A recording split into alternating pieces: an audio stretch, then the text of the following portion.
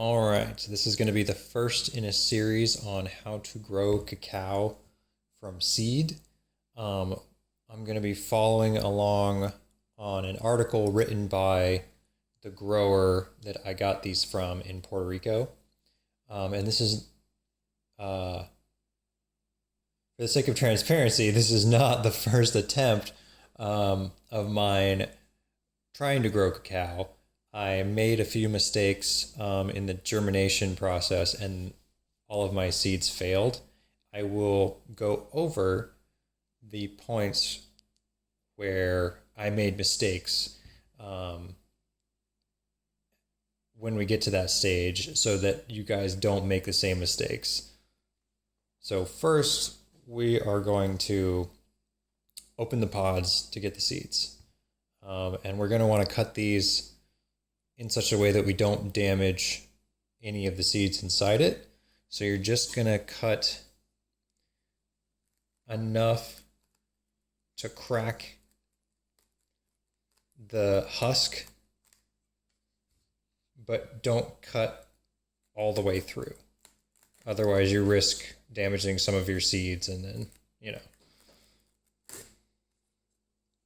All right.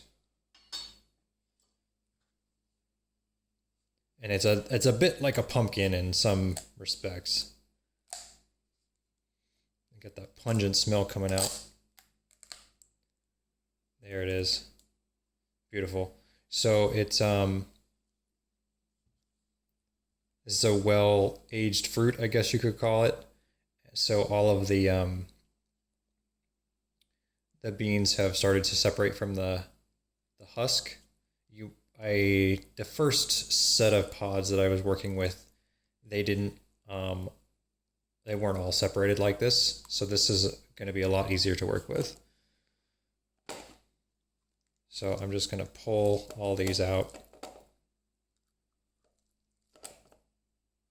And if you've never tried fresh cacao and you don't mind sacrificing some of your seeds to try it, then go ahead and try the cacao. This is going to go in my compost. So what we're going to do is we'll be soaking the seeds in order to loosen up that pulp and have it come off. And as per the article, because I'm doing this the right way this time, we're going to be soaking them and washing them every day until the pulp loosens up enough and until the pulp loosens up enough and comes off, you're going to want to keep washing it every day. And you'll definitely want to monitor it because you might encounter mold issues as well. So you want to be careful of that. And the other thing that'll happen is they will start to sprout in the water. So let me get this over here. Are some of these already sprouting? No. I thought they might have been.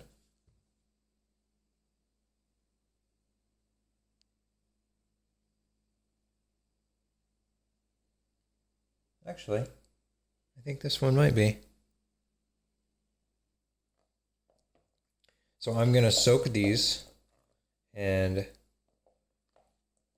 wash them every day until we are left with the seed. And ideally, the seeds will also be beginning to sprout.